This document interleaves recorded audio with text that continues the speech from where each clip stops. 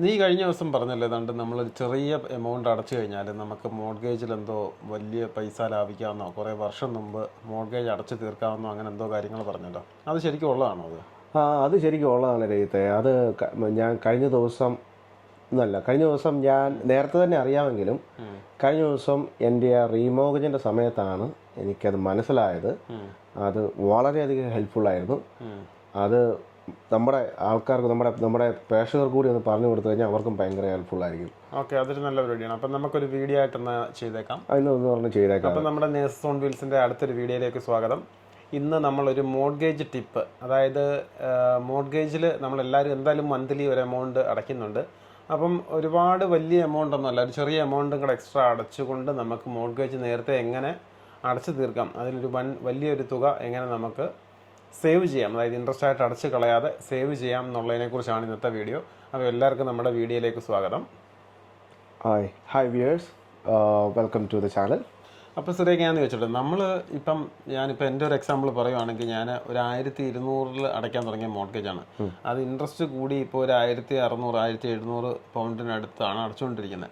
അപ്പോൾ നമ്മൾ ഈ ലണ്ടനിൽ ഇത്രയും ചിലവും കാര്യങ്ങളും ഒക്കെ വെച്ചിട്ട് ഇത് അടച്ചിട്ട് പിന്നെ ഒരു വലിയ എമൗണ്ട് മാറ്റി വെച്ചിട്ട് പിന്നീട് അടയ്ക്കാം എന്ന് പറഞ്ഞ് ഒരിക്കലും നടക്കുന്ന ഒരു കാര്യമല്ല. അപ്പോൾ അങ്ങനെയുള്ളൊരു സിറ്റുവേഷനിൽ എങ്ങനെയാണ് നമുക്ക് ഈ മോർഗേജിൽ കൂടുതലൊരു എമൗണ്ട് അടയ്ക്കാൻ പറ്റുക, അല്ലെങ്കിൽ മോർഗേജിൻ്റെ ആ ഒരു തുക ലാഭിക്കാൻ പറ്റുന്നത് എങ്ങനെയാണ്? അതെ, ഞാനും ആദ്യമേ വിചാരിച്ചിരുന്നത് നമുക്കൊരു 100 പൗണ്ട് വെച്ച് 200 പൗണ്ട് വെച്ച് മാറ്റി വെച്ചിട്ട് നമുക്ക് ഇതിനകത്തോട്ട് അടയ്ക്കാം എന്ന് പറഞ്ഞ് ഞാനൊരു ചെറിയൊരു ലംസം പോലെ ഞാൻ തുടങ്ങി കേട്ടോ. തുടങ്ങി. പക്ഷേ ആ ലംസം ഒരു നാട്ടിപ്പോക്കോടുകൂടി തീർന്നു.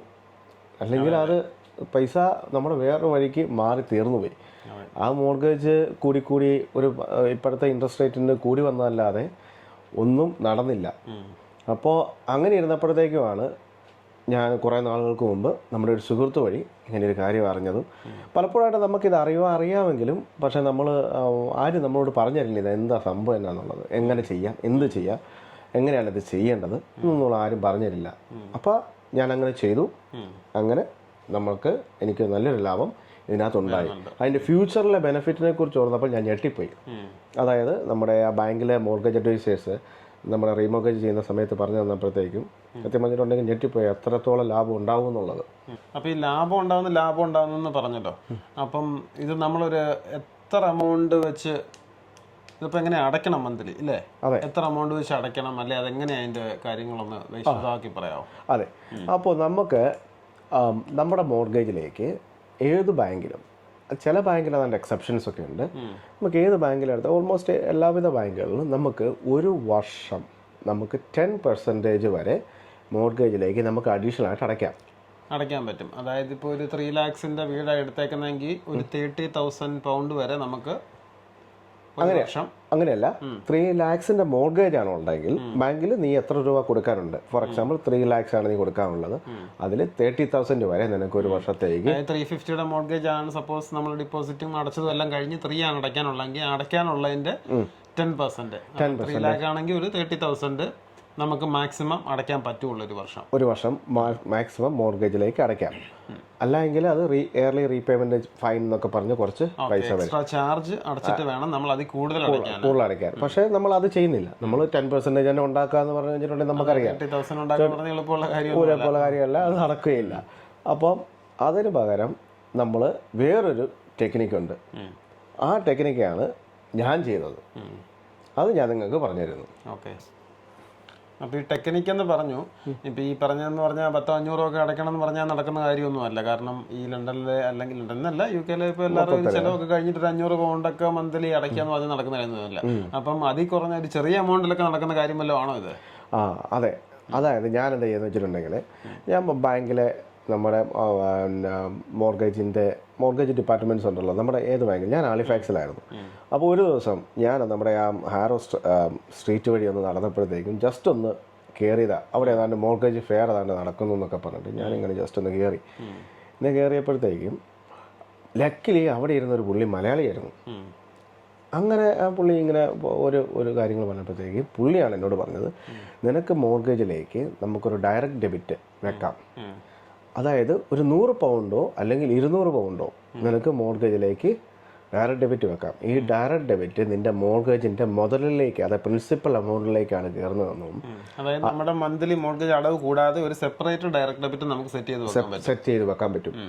അത് 100 പൗണ്ട് അല്ലെങ്കിൽ 200 പൗണ്ട് നിങ്ങളുടെ മന്ത്ലി മോർഗേജ് മന്ത്ലി പ്രിൻസിപ്പൽ എമൗണ്ടിലേക്ക് കയറും.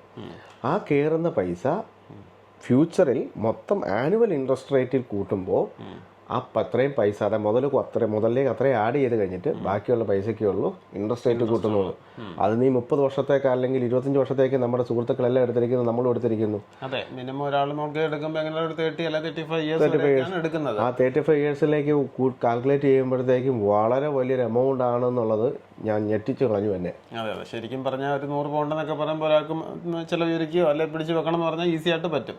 അപ്പം അങ്ങനെ ഒരു 100 വെച്ച് മന്ത്ലി അടയ്ക്കുക. അപ്പം നമ്മൾ ഒരു ഇയർലി 12 തവണ അടയ്ക്കുന്നുണ്ട്. അങ്ങനെ ഒരു 30 ഇയേഴ്സ് വരുമ്പോഴത്തേക്കും എമൗണ്ട് അത്രയും ഡിഫറൻ്റ് ആയി. അപ്പം അത്രയും എമൗണ്ടിന് നമ്മൾ ഇൻട്രസ്റ്റ് കൊടുക്കണ്ട. അതാണ് അതിൻ്റെ ഒരു ഇതെന്ന് പറഞ്ഞിട്ടുണ്ടെങ്കിൽ. ഓക്കെ, അപ്പം നീ എന്താ ചെയ്തതെന്ന് കറക്റ്റായിട്ടൊന്ന് എക്സ്പ്ലെയിൻ ചെയ്ത് പറയാമോ? അപ്പം ഞാൻ എന്താ ചെയ്യുന്ന വെച്ചിട്ടുണ്ടെങ്കിൽ ഞാനൊരു തിരിച്ച് ബാങ്കിൽ നിന്ന് ഞാൻ തിരിച്ച് വീട്ടിൽ വന്നിട്ട് ഞാൻ വൈഫിനോട് ചോദിച്ചു, നമുക്ക് ഇങ്ങനെ ഒരു ഓപ്ഷൻ പുള്ളി പറഞ്ഞു തന്നു, നമുക്ക് എന്ത് ചെയ്യാൻ പറ്റും? അപ്പോൾ അവൾ പറഞ്ഞു, നമുക്കൊരു 100 പൗണ്ട് വെച്ച് നമുക്ക് ഇടാൻ പറ്റില്ലേ എന്ന് പറഞ്ഞു. അപ്പം ഞാൻ പറഞ്ഞു, നമുക്ക് ഇത്രയും ചിലവൊക്കെ അല്ലേ, പിള്ളേരുടെ സ്കൂള് കാര്യങ്ങൾ, യൂണിഫോമിൻ്റെ ഇത്, ഇങ്ങനെയെന്നൊക്കെ പറഞ്ഞ് ഡെയിലി ബില്ല. അപ്പോൾ നമുക്ക് 100 പൗണ്ട് വെച്ച് ഇടാൻ പറ്റുമോ? 100 പൗണ്ട് വെച്ച് ഇടാൻ പറ്റും. നോക്കിയപ്പോഴത്തേക്കും സുന്ദരമായിട്ട് നമുക്ക് ഇടാം. നമ്മൾ ഇങ്ങനെ എന്നാ പറയുന്നത്, നമ്മളിങ്ങനെ പല കാര്യങ്ങളും ചിന്തിച്ച് ആ ബില്ല് ഈ ബില്ല് അത് ഇത് എന്നൊക്കെ പറഞ്ഞ് കഴിയുമ്പോഴത്തേക്കും നമുക്കിടാൻ പറ്റില്ല. പക്ഷേ നിങ്ങൾക്ക് മനസ്സ് വെച്ച് കഴിഞ്ഞാൽ ഇടാം. ഒന്നും വേണ്ട, എന്ത് ചെയ്യാം, ഒരു ബാങ്ക് അഡീഷണൽ ചെയ്തേ, ഒരു നേഴ്സ് എന്ന രീതിയിൽ നമ്മുടെ ചാനൽ നേഴ്സസ് മീൻസ് ആണല്ലോ, ഒരു ബാങ്ക് അഡീഷണൽ ചെയ്തേ, ഇത് 200 പൗണ്ട് കിട്ടി. ആ പൗണ്ട് നിങ്ങൾക്ക് മോർഗേജിലേക്ക് മാറ്റി വെക്കാൻ സാധിച്ചെങ്കിൽ നിങ്ങൾക്ക് സുന്ദരമായിട്ട് നിങ്ങൾക്ക് 200 പൗണ്ട് അഡീഷണലായിട്ട് നിങ്ങൾ 100 വെച്ച് 200 പൗണ്ടാണ് മന്ത്ലി അടയ്ക്കുന്നത്. അപ്പം 100 പൗണ്ട് വെച്ച് ഞങ്ങൾ ഇടുകയും അങ്ങനെ ഞങ്ങൾ 200 പൗണ്ട് സുന്ദരമായിട്ടും മോർഗേജിലോട്ട് അടയ്ക്കുകയും ചെയ്തുകൊണ്ടിരുന്നതിൻ്റെ എന്താ പറയുന്നത്, അതിൻ്റെ ആഫ്റ്റർ എഫക്റ്റ് ആയിട്ട് നമ്മളെ റീമോർഗേജ് ചെയ്തപ്പോഴത്തേക്കും നമുക്ക് മന്ത്ലി എമൗണ്ടിൽ ഒരു ചെറിയൊരു പെർസെൻറ്റേജ് കുറവ് വന്നു. അതാണ് കാരണം നമ്മൾ മന്ത്ലി 200 അടയ്ക്കുന്നെങ്കിലും അതൊരു വർഷം അടയ്ക്കുമ്പോൾ തന്നെ ഒരു 22,400 വരും. അതൊരു 35 ഇയേഴ്സ് പോകുമ്പം അത് പ്ലസ് അതിൻ്റെ ഇൻട്രസ്റ്റ് മറ്റു കാര്യങ്ങളെല്ലാം വരുമ്പോഴത്തേക്കും നല്ലൊരു എമൗണ്ട് ഒരു കുറവ് വരും. നമ്മളിപ്പോൾ ഈ പറയുന്ന കണക്കുകളൊക്കെ ചിലപ്പം അങ്ങോട്ടും ഇങ്ങോട്ടൊക്കെ ഇതായിരിക്കും, പക്ഷേ വ്യത്യാസങ്ങളുണ്ടാവും. നിങ്ങൾ ഒരു മിനിമം 60,000 പ്ലസ് എമൗണ്ട് ഒരു 25 വർഷത്തെ ഒരു 30 വർഷത്തെ മോർഗേജ് ഒക്കെ എടുക്കുന്ന ആൾക്കാണെങ്കിൽ മറ്റു കാര്യങ്ങളൊന്നും കണക്ക് കൂട്ടാതെ നമ്മൾ ഈ അടയ്ക്കുന്ന എമൗണ്ട് തന്നെ നോക്കുവാണെങ്കിൽ 200 വെച്ച് ഒരു 30 വർഷം വരുമ്പോഴത്തേക്ക് ഒരു 60,000 പൗണ്ടിന് മേളിൽ നമുക്ക് കുറവ് വരും. പിന്നെ അതിന്റെ ഇൻട്രസ്റ്റും കാര്യങ്ങളും മറ്റു കാര്യങ്ങളൊക്കെ വേറെ കുറവ് വരും. അതെ, തീർച്ചയായിട്ടും. അതായത് ഭയങ്കര കാൽക്കുലേഷൻ, അവരുടെ പല ഇൻട്രസ്റ്റ് റേറ്റ് കാൽക്കുലേഷൻ ഉണ്ടല്ലോ, അത് നമുക്കറിയില്ല. പക്ഷെ അത് കറക്റ്റായിട്ട് നോക്കിക്കഴിഞ്ഞിട്ടുണ്ടെങ്കിൽ ഇത് നല്ലൊരു എമൗണ്ട് കുറവ് വരും. മാത്രമല്ല, നിങ്ങൾക്കൊന്ന് ആലോചിച്ച് നോക്കിയേ, നമ്മൾ 25 വർഷത്തെ ആണെങ്കിൽ 60,000 പൗണ്ട് നേരത്തെ അടച്ചു കഴിഞ്ഞിട്ടുണ്ടെങ്കിൽ ഒരു ചിലപ്പോൾ 4-5 കൊല്ലം മുമ്പേ നിങ്ങൾക്ക് ഈ മോർഗേജ് തീരുകയും ചെയ്യും. അതാണ് അതിൻ്റെ പറഞ്ഞത്. 30 വർഷത്തെ ഉള്ള ഒരാളാണെങ്കിൽ 25 വർഷം കൊണ്ട് നിങ്ങൾ മോർഗേജ് അടച്ച് തീർക്കുകയാണ്. 4-5 വർഷം എന്ന് പറയുമ്പോൾ നമ്മളിപ്പം അത് നമുക്ക് ആ ഒരു ഡിഫറൻസ് മനസ്സിലാവത്തില്ല. അതായത് ഇപ്പോൾ ഒരു 30 വയസ്സുള്ള ഒരാളാണ് 30 വർഷത്തേക്ക് എടുത്തേക്കെന്ന് പറഞ്ഞാൽ 60 വയസ്സാവും. അപ്പോൾ 60 വയസ്സിന് ചിലപ്പം 60 വയസ്സ് വരെ ജോലി ചെയ്യാൻ പറ്റുമോ? അന്നേരത്തെ ആ ഒരു സാഹചര്യം ചിലപ്പോൾ 55-ൽ നമുക്ക് റിട്ടയർ ചെയ്യണം എന്നുള്ളൊരു സാഹചര്യം വരുമ്പോൾ അന്നേരമായിരിക്കും അത് യൂസ്ഫുൾ ആവുന്നത്. അതെ, അന്നേരമാണ് നമുക്ക് സീരിയസ്ലി നമുക്ക് യൂസ്ഫുൾ. ഒരാൾക്ക് റിട്ടയർ ചെയ്ത് വീട്ടിൽ ഇരിക്കാൻ പറ്റുമോ? ഒരിക്കലും പറ്റുന്ന കാര്യമല്ല. അപ്പം ഈ ഇങ്ങനെയൊക്കെ ചെയ്യുകയാണെങ്കിൽ നമ്മളിപ്പോൾ ഒരു ശകലം പൈസ പിടിക്കുകയാണെങ്കിൽ നമുക്കത് ആ ഒരു സമയത്ത് ചിലപ്പം നമുക്കൊരു 3-4 വർഷം മുമ്പ് ജോലി നിർത്തണം എന്നുള്ളൊരു തീരുമാനം എടുക്കുകയാണെങ്കിൽ നമുക്കിപ്പോൾ പെൻഷൻ കൊണ്ട് ബാക്കി കാര്യങ്ങളൊക്കെ നടക്കും. പക്ഷേ മോർഗേജും കൂടെ ഉണ്ടെങ്കിൽ അതൊരു ഇച്ചിരി ടൈറ്റായ കാര്യമാണ്. അപ്പം അതൊരു വളരെ നല്ല കാര്യമായിട്ടാണ് എനിക്കിപ്പോൾ കേട്ടപ്പം തോന്നിയത്. അതെ, ഓക്കെ. അപ്പം നമ്മുടെ വീഡിയോ കാണുന്ന ഒരാൾക്ക് സ്വാഭാവികമായിട്ടും ഇപ്പം ഒരാൾക്ക് ഇപ്പം 100 പൗണ്ട് അല്ലെങ്കിൽ 200 പൗണ്ട് അടയ്ക്കാനുള്ള ഒരാളുണ്ടെങ്കിൽ അവർക്ക് ഡൗട്ട് വരും. അപ്പം ഇത് നമ്മൾ എങ്ങനെയാണ് ഡയറക്റ്റ് ഡെബിറ്റ് സെറ്റപ്പ് ചെയ്യേണ്ടത്? അപ്പം നമുക്ക് ഈ ഡയറക്റ്റ് ഡെബിറ്റ് സെറ്റപ്പ് ചെയ്യണമെങ്കിൽ ഒന്നെങ്കിൽ നമുക്ക് ഡയറക്റ്റ് ബാങ്കിൽ കോൺടാക്ട് ചെയ്തിട്ട് ബാങ്കിൽ നിന്ന് അവർ അഡ്വൈസസ് തരും നമുക്ക് എങ്ങനെ ഡയറക്റ്റ് ഡെബിറ്റിലേക്ക് സെറ്റപ്പ് ചെയ്യാന്നുള്ളത്. ഇപ്പം ഫോർ എക്സാമ്പിൾ എൻ്റെത് നാറ്റ് വെസ്റ്റ് ആയിരുന്നു, ഹാലിഫാക്സിലായിരുന്നു എൻ്റെ മോർഗേജ് അക്കൗണ്ട്. അപ്പോൾ അവിടെ തന്നെ അവർ ഒരു ഡയറക്റ്റ് ഡെബിറ്റ് സെറ്റപ്പ് ചെയ്തത്. ചെയ്തതാണ്. അത് ഞാൻ 200 പൗണ്ട് വെച്ച് ഡയറക്റ്റ് ഡെബിറ്റ് ഫോമിൽ ഫില്ല് ചെയ്ത് കൊടുത്ത് റെഡിയാക്കുകയാണ്. അല്ല എങ്കിൽ നമുക്ക് തന്നിരിക്കുന്ന മോർഗേജ് നമുക്ക് നമ്മുടെ എല്ലാ ലെൻഡേഴ്സും അവരുടെ മോർഗേജ് പേപ്പർ നമുക്ക് മാസം അല്ലെങ്കിൽ ഇയർലിയൊക്കെ അയച്ചു തന്നിട്ടുണ്ടാവും. അതിൻ്റെ അകത്തൊരു അവരുടെ മോർഗേജ് ടീമിൻ്റെ നമ്പർ ഉണ്ടാവും. അല്ലെങ്കിൽ നിങ്ങൾ ജസ്റ്റ് ഒന്ന് ഗൂഗിൾ ചെയ്താലും മതി, മോർഗേജ് ടീമിൻ്റെ നമ്പർ. അപ്പോൾ ഒന്നെങ്കിൽ ബാങ്കിൽ പോവാ, അല്ലെങ്കിൽ നമ്മൾ ഓവർ ദ ഫോണിൽ അവർ നമുക്ക് ഡയറക്റ്റ് ഡെബിറ്റ് സെറ്റ് ചെയ്ത് അവർക്ക് നമുക്ക് ഡയറക്റ്റ് ഡെബിറ്റ് സെറ്റ് ചെയ്ത് കൊടുക്കാം. സിമ്പിളായിട്ട് ചെയ്യാവുന്ന കാര്യങ്ങളേ ഉള്ളൂ. അപ്പോൾ ഒരു കാര്യം മനസ്സിലാക്കേണ്ടത്, നമുക്കിപ്പം കുറേ പൈസയൊക്കെ ഇപ്പം നല്ല എമൗണ്ട് ഒക്കെ ഉള്ളവരാണെങ്കിൽ നമുക്ക് മാക്സിമം 10% മാത്രമേ ഒരു വർഷം നമുക്ക് ഇതിനകത്തോട്ട് അടയ്ക്കാൻ പറ്റുള്ളൂ. അല്ലെങ്കിൽ അവർ അത് ഫൈൻ ചാർജ് ചെയ്യുന്നതാണ്. പിന്നെ രണ്ടാമതൊരു പോയിന്റ് തോന്നിയിട്ടുണ്ടെങ്കിൽ എല്ലാ ലെൻഡേഴ്സും ചില ലെൻഡേഴ്സ് ഇത് അലൗ ചെയ്യുന്നില്ല. നാഷണലൈസ്ഡ് ആയിട്ടുള്ള എല്ലാ ബാങ്കുകളും ഇത് അലൗ ചെയ്യുന്നുണ്ട്. എക്സാമ്പിൾ പറഞ്ഞിട്ടുണ്ട് നാറ്റ് വെസ്റ്റ്, ഹാലിഫാക്സ്, അല്ലെങ്കിൽ ബാർക്ലേസോ, സ്റ്റാൻഡേർഡ്, ഏത് വേണമെങ്കിലും.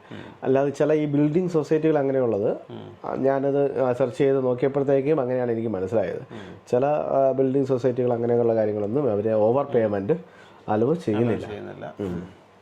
അപ്പം നമുക്ക് ബാങ്കിൽ വിളിച്ച് നോക്കുക, അതായിരിക്കും എനിക്ക് തോന്നുന്നത് ഏറ്റവും ബെറ്റർ ആയിട്ടുള്ളൊരു കാര്യം. അപ്പോൾ ബാങ്കിൽ വിളിക്കുമ്പോൾ നമുക്കറിയാം അവർ അലവ് ചെയ്യുമെന്നുള്ളത്. അപ്പോൾ അലവ് ചെയ്യുന്നുണ്ടെങ്കിൽ നമുക്ക് ഫോണിൽ കൂടെ തന്നെ നമുക്ക് ഡീറ്റെയിൽസ് ഒക്കെ കൊടുത്തിട്ട് ഡയറക്റ്റ് ഡെബിറ്റ് സെറ്റ് ചെയ്യാവുന്നതാണ്. അതെ. അപ്പം നമ്മുടെ വരുന്ന 100 അല്ല 200 പൗണ്ട് വെച്ച് അടച്ചിട്ട് വലിയൊരു എമൗണ്ട് നമുക്ക് മോർഗേജിൽ എങ്ങനെ ലാഭിക്കാം, അതുപോലെ അത്ര ഇൻട്രസ്റ്റ് എങ്ങനെ ലാഭിക്കാം, അതുപോലെ കുറേ വർഷങ്ങൾക്ക് മുമ്പ് നമുക്ക് മോർഗേജ് എങ്ങനെ അടച്ചു തീർക്കാമെന്ന് പറഞ്ഞ് ഒരു ഐഡിയ നല്ല അടിപൊളി ഇതായിട്ടാണ് തോന്നിയത്. അപ്പം നമ്മൾ 100-200 എക്സാമ്പിൾ പറഞ്ഞെങ്കിലും നമുക്ക് പൈസ ഉണ്ടെങ്കിൽ നമുക്ക് കൂടുതൽ അടയ്ക്കാം അല്ലേ? അതെ, നമുക്കിപ്പോൾ 100-200 അല്ലെങ്കിൽ നിങ്ങൾക്ക് 300 പൗണ്ട് അല്ലെങ്കിൽ 400 പൗണ്ട് വെച്ച് ചെയ്യാൻ പറ്റുമെങ്കിൽ അതും ചെയ്യാവുന്നതാണ്. അപ്പോൾ അത്രയും കൂടെ നേരത്തെ മോർഗേജ് കഴിയും, അതുപോലെ അത്രയും പൈസ നമുക്ക് ലാഭിക്കാം, ഇൻട്രസ്റ്റ് അടയ്ക്കണ്ട. അതെ, അങ്ങനെ പല പല ഉപകാരങ്ങളുണ്ട്. ഞാൻ നമ്മുടെ ജീവിതത്തിലല്ലേ നമ്മുടെ അനുഭവത്തിൽ വന്നൊരു കാര്യം നമ്മൾ പ്രേക്ഷകരുമായിട്ട് ഷെയർ ചെയ്യുകയാണ്. നമ്മുടെ അനുഭവത്തിൽ നിന്ന് നമ്മൾ പഠിച്ചതാണ്. മാക്സിമം 10% പറ്റുള്ളൂ. മാക്സിമം 10%. അതിന് മേളിലാണെങ്കിൽ നമ്മൾ എക്സ്ട്രാ പൈസ അതിന്റെ ഫീ അടയ്ക്കേണ്ടി വരും. അതെ, അപ്പോൾ 10% ഒന്നും കൂടി ഞാൻ ക്ലിയർ ആക്കാം. അതായത് 300,000 ആണ് നിങ്ങളുടെ മോർഗേജ് തിരിച്ചടയ്ക്കാനുള്ള എമൗണ്ട് എങ്കിൽ അതിന് 30,000, അതാണ് ഒരു വർഷത്തെ 10%. മാക്സിമം ഒരു ഇയർ പറ്റുള്ളൂ, അടുത്ത വർഷത്തിൽ പിന്നെ അടയ്ക്കുക. പക്ഷേ നമ്മളെ കൊണ്ട് അത് നടക്കുന്നില്ല, നമ്മളെ കൊണ്ട് പറ്റില്ല. അങ്ങനെ 100-200 പറയുന്നത് ഒരുമാതിരിപ്പെട്ടവർക്കൊക്കെ ചെയ്യാവുന്ന കാര്യമാണ്. അപ്പം ഇതൊരു നമ്മളാരും അതങ്ങനെ പ്രതീക്ഷിക്കുന്നില്ല. ഇപ്പം ഞാൻ തന്നെ ഇത് കേട്ടപ്പോൾ ഞെട്ടിപ്പോയി. കാരണം നമ്മളും വിചാരിച്ചൊരു 100-200 പണ്ട് കൊണ്ട് എന്തടയ്ക്കാന്നുള്ളൊരു ഭാവത്തിലാണ് നമ്മൾ ഇപ്പം റിമൂവ് ചെയ്യുമ്പോൾ അല്ലെങ്കിൽ വലിയ എമൗണ്ട് ഉണ്ടായാലല്ല നമുക്ക് അടയ്ക്കാൻ പറ്റൂ എന്നാണ് ഞാൻ വിചാരിച്ചുകൊണ്ടിരുന്നത്. അപ്പോൾ ഇതൊരു നല്ലൊരു ഇൻഫോർമേറ്റീവ് കാര്യമായിട്ട് എനിക്ക് തോന്നി. അപ്പോൾ അതുകൊണ്ടാണ് നിങ്ങളിലേക്ക് ഞങ്ങൾ ഇത് ഷെയർ ചെയ്യാമെന്ന് വിചാരിച്ചത്. അപ്പം നമ്മുടെ വീഡിയോ ഒക്കെ ഇഷ്ടപ്പെട്ടെങ്കിൽ എല്ലാവരും ഒന്ന് ലൈക്ക് ചെയ്യുക, ചാനൽ സബ്സ്ക്രൈബ് ചെയ്യാത്ത ഫ്രണ്ട്സൊക്കെ ഒന്ന് സബ്സ്ക്രൈബ് ചെയ്യുക. അപ്പോൾ നമ്മൾ അടുത്ത ഒരു മോർഗേജ് ടിപ്പുമായിട്ട് വരുത്തണം വരെ എല്ലാവർക്കും ബൈ. ബൈ.